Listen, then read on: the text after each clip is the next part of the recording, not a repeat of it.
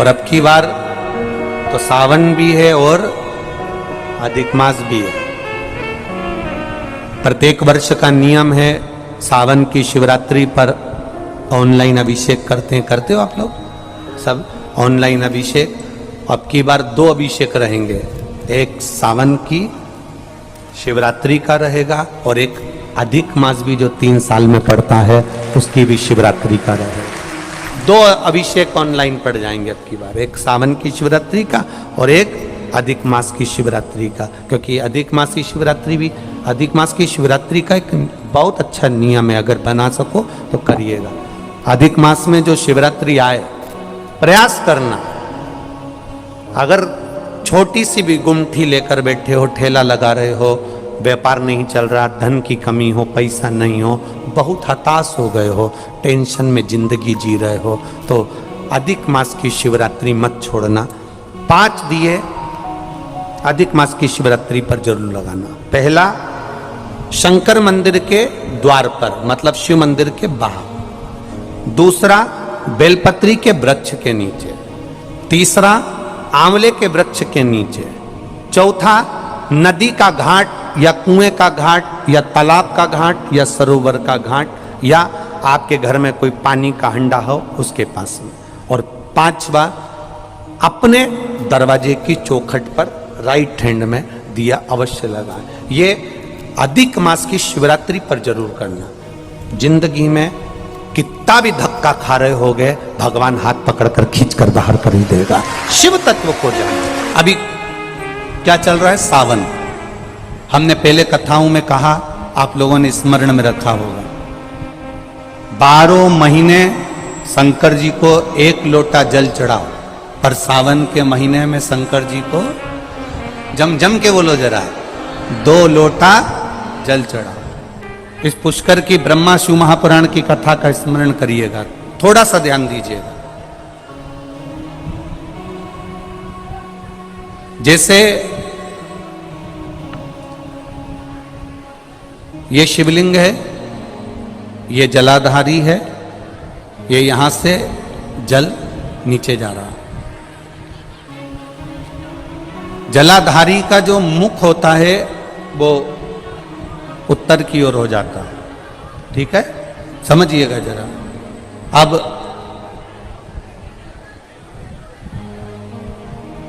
अगर मान लो लड़का 35 साल का हो गया, 36 साल का हो गया, बेटी की शादी नहीं हो रही, 35 साल हो गए, 36 साल हो गए, 40 साल हो गए, देवर देव की शादी नहीं हो रही है, किसी की शादी नहीं हो रही है, तो उसको समझना है सावन के महीने में आप जो 2 लोटा जल लेकर जा रहे हो, उस जल को जहां जलाधारी से पानी बाहर बह रहा है, जहां जलाधारी से, जैसे ये शिवलिंग है, ये गोल जलाधारी, यहां से पानी बह रहा है, तो जल चढ़ाते समय जब आप जल को समर्पित करेंगे दोनों लोटे से, तो धार यहां से लगाते हुए धार को आपको इस शिवलिंग पर पूर्ण समर्पित करना है।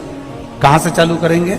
ये जलाधारी जो बनी हुई है अशोक सुंदरी का स्थान, किसके स्थान से? अशोक सुंदरी के स्थान से।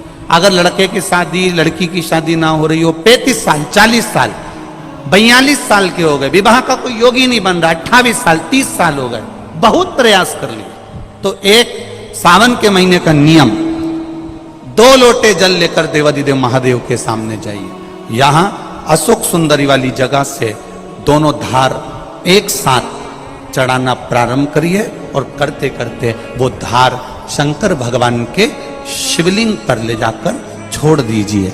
ये सावन के महीने के अगर आपने मात्र 7 दिन भी लगातार अगर ये धार आपने चढ़ा ली है, तो देवाधिदेव महादेव की कृपा से 3-4 महीने में सूचना आपको प्राप्त हो ही जाती है। 12 महीने 1 लोटा जल चढ़ाइए, संपूर्ण 12 महीना 1 लोटा जल चढ़ाओ। पर जब सावन का महीना आए तो अपने हाथ में 2 लोटे होना चाहिए। भले 1 लोटे के ऊपर दूसरा लोटा रख के लेके जाओ, मंदिर में जाओ, अंदर पहुंच जाओ, दोनों लोटों को हाथ में ले और दोनों की धार एक साथ मेरे देव अधिदेव महादेव को समर्पित करो।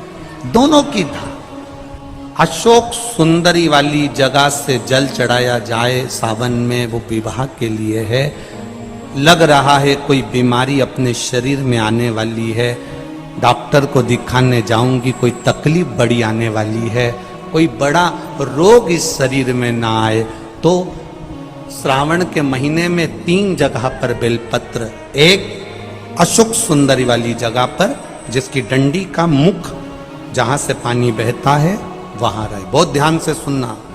दूसरी बेलपत्र माता पार्वती जी का हस्त कमल जो जलाधारी है वहां, उसका डंडी का मुख अपनी ओर हो।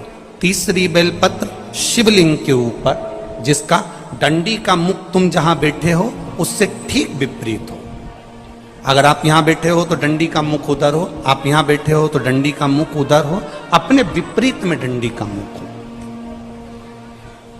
बेलपत्र चढ़ा देने के बाद 2 हाथ में जो तुम्हारे जल का पात्र है उसको बाबा को धीरे धीरे तीनों स्थान पर धार थोड़ी थोड़ी चढ़ाई है और फिर बाबा का आचमन कर कर आई है। कोई जिंदगी में बड़ी बीमारी निकलेगी ही नहीं, बाबा स्वस्थ रखेगा। यह श्रेष्ठता। अगर मान लो संतान का सुख नहीं है, संतान का सुख नहीं है, 20 साल हो गए, 25 साल हो गए, 30 साल हो गए,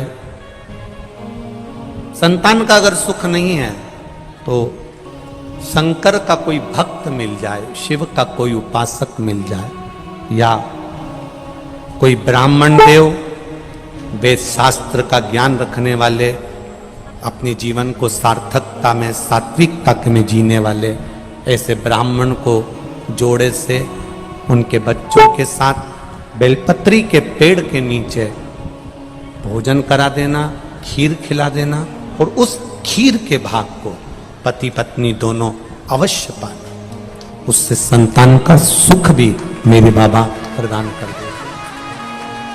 सफेद आंकड़े की जड़ का प्रयोग करो तुम रुका जी वाला, और साथ में ये प्रयास करिए। देवऋषि नारद ने 3 सूत्र भगवान शंकर को प्राप्त करने के बताए। जरा बहुत ध्यान से सुनना। देवऋषि नारद ने 3 सूत्र भगवान शंकर को प्राप्त करने के बताए। पहला,